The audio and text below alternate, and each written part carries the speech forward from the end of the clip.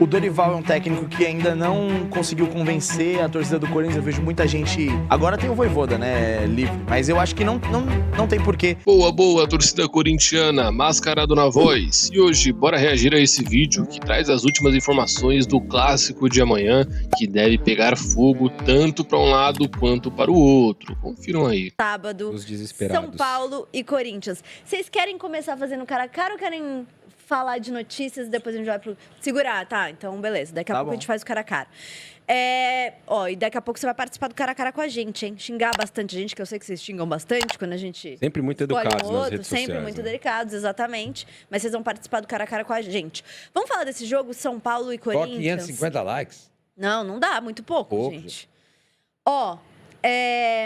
É um jogo, é uma bombinha esse jogo, né? Sim. Que vai estourar para um dos lados, certo? O Corinthians tem a oportunidade de dar uma embalada. Encostar ali no G6. Encostar no G6 e seria importante para o Corinthians, até pensando nesse fim de mês, que aí tem oitavas de final de Copa do Brasil contra o Palmeiras e tudo mais. Para o São Paulo, não vencer esse jogo é complicado, hein, Raí?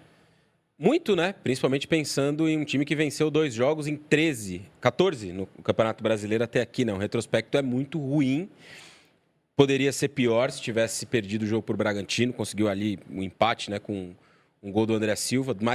Dois, na verdade, né? Mais 2 do André Silva, que para mim supre muito bem a ausência do Caleri. Faz uma temporada até melhor do que a que o Caleri fazia antes.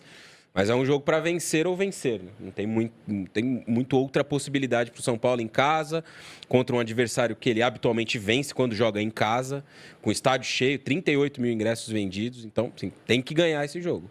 Senão, a situação vai ficar um pouco mais desesperadora. Sim. Você enxerga algum favoritismo, Luquinhas? Olha, não, favoritismo não. Acho que é um jogo equilibrado. O Corinthians também não vem de grandes jogos. Até agora, essa vitória do Ceará, se eu não me engano, vinha de 5 jogos sem vencer. O Dorival é um técnico que ainda não conseguiu convencer a torcida do Corinthians. Eu vejo muita gente reclamando dele. Eu acho um bom técnico. Eu acho que, dos nomes possíveis, assim, um nome...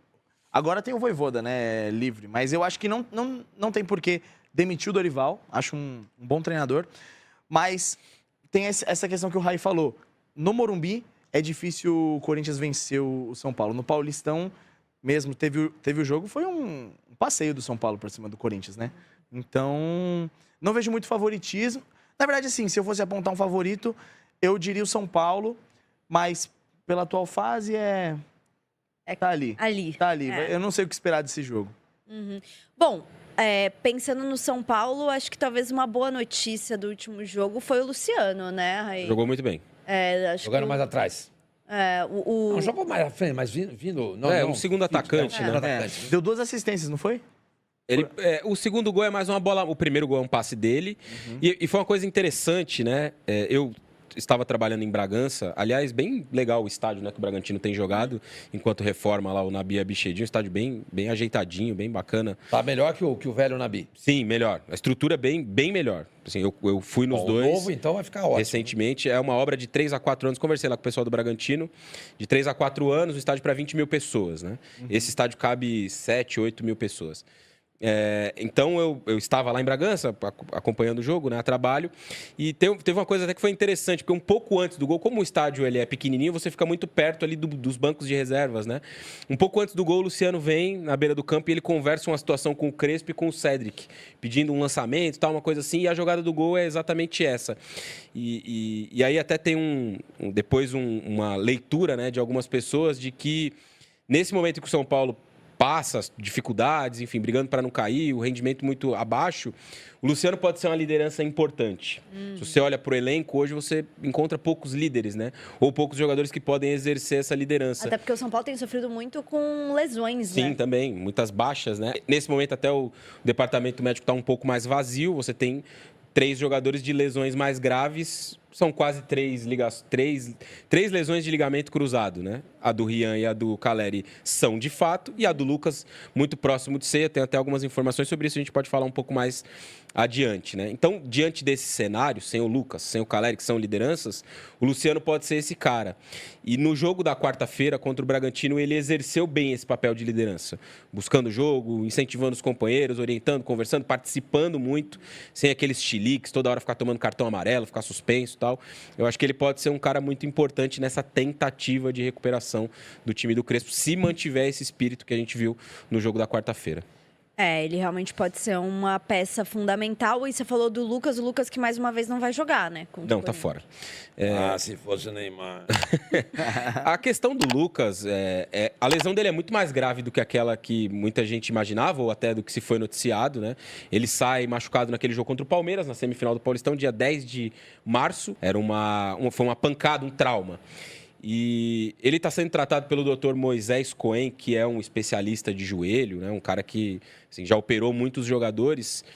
E o que ele disse, né, é que a lesão do Lucas quase foi uma lesão de ligamento cruzado. Faltou muito pouco para ser uma lesão de ligamento cruzado. Então, quando você ouve a palavra trauma, pancada, você fica com a impressão de que é algo ali que o cara, com a fisioterapia, ele vai resolver. E não é o caso. E a informação do clube é que ele só vai jogar quando tiver 100% e sem dores, que é algo que ele não é um status que ele não tem nesse momento. Ele tem dores e ele não está 100%. Então, ele não tem prazo para voltar. Vai demorar ainda, acredito eu, um pouco para o Lucas estar à disposição. É um jogador que faz falta. Muito, eu ia falar isso, faz muita falta. É que agora tem o Neymar, mas na ausência do Neymar, até então, eu acho o Lucas, tecnicamente, assim, o melhor do Brasil. Você vê dentro de campo, assim, a diferença que ele faz quando ele tá em campo é astronômica, assim, eu gosto muito. Na Copa do Brasil foi assim, né? Quando o São Paulo venceu a Copa do Brasil, ele foi o grande destaque, sim, né? Sim. Aquele time de São Paulo era muito bom, né? E tava bem encaixadinho, mas o Lucas é o ponto fora da curva. Assim. Ele fez 4 jogos só naquela campanha, né? Isso é curioso, porque ele chega... Ele tinha acabado de chegar. 4 não, 3 jogos. Foi contra o Corinthians. O São Paulo faz muito aquele movimento, muito pelo que aconteceu no primeiro jogo, né? Se a gente voltar no tempo, São Paulo perde a ida 2-1 em Itaquera e o Renato Augusto acabou com aquele jogo. Sim. Ele fez 2 gols. E aí ficou muito uma sensação de que o São Paulo precisaria de um cara diferente para virar aquela eliminatória. Uhum. E aí tem um hiato entre os 2 jogos, né? Que é as coisas do calendário do futebol brasileiro. Você tem uma semifinal e a outra daqui 20 dias. Não faz muito sentido para mim, mas enfim. E nesses 20 dias, o Corinthians perdeu o Roger Guedes e o São Paulo contratou o Lucas. E o Rames. E ele acabou com o jogo da volta. O Rames acabou nem jogando a Copa do Brasil. Ele não jogou nem o jogo da volta contra o Corinthians, nem as 2 semifinais, nem as 2 finais contra o Flamengo, né? Mas, de fato, ele foi um cara muito decisivo. Nem tanto na final, mas para levar o time até lá, ele acabou sendo determinante contra o Corinthians. Né? Você concorda, Sormani, com o Luquinhas, de que tirando o Neymar, tecnicamente o Lucas é o melhor do Brasil aqui? À disposição. Aqui no Brasil? É que tem muitos outros caras bons, Arrascaeta. Eu pensei no Arrascaeta. Mas é que eu, particularmente, eu gosto muito do Lucas. Tá entre os melhores, mas o problema é que ele não joga, né? É que nem o Neymar, né? Se tiver a sequência, começar a jogar... Eu também acho ele muito bom jogador. Eu acho injustiça esse cara nunca ter disputado uma Copa do Mundo. Uhum. Eu acho. O cara veloz, faz gol, joga em todas as posições do ataque. É bom de drible, desequilibra a defesa adversária. Eu concordo com você. Eu gosto do Lucas também. Gosto muito do Lucas. Tanto que quando estavam ali começando, o Lucas e o Neymar, tinha muito essa rivalidade, lembra? Sim. Quem era melhor? Se era o Lucas, se era o Neymar, etc e tal. Tinha isso. Eu gosto muito do Lucas. Gosto muito dele. Pena que ele tá nesse momento difícil. Né? Eles jogaram juntos um Sul-Americano Sub-20, né? Sim. Eles daí dois o Mundial, e o Neymar Oscar. Não vai, o Brasil ganha. Aquele Henrique Almeida é o melhor da competição, mas o Lucas jogava muita bola. O Henrique Almeida é a base do São Paulo também. Exatamente. E não virou, né? Não. E aquele time tinha Lucas, Neymar, o do Sul-Americano, né? Oscar, Casemiro era o volante. Era um time muito forte aquela seleção brasileira. O Ganso não chegou a jogar. Eu acho que jogava aquele Zezinho, que era do Juventude, que depois o Santos contratou ele. Uhum. Entendeu? Acho que Zezinho também jogava. Era um dos grandes moleques daquela época. Daí, sumiu. É bom a gente lançar, inclusive, essa pergunta para quem está assistindo a gente, né? Tirando o Neymar, ou até, enfim, se você quiser considerar o Neymar. Você pode colocar. Você acha o Lucas o melhor jogador tecnicamente à disposição? Comenta aí, galera. No Campeonato Brasileiro? Se vocês estão comigo ou não. Exato. Comenta aí. Comenta se vocês concordam com o Luquinhas. Opa, vai ter enquete também que a gente vai fazer aí.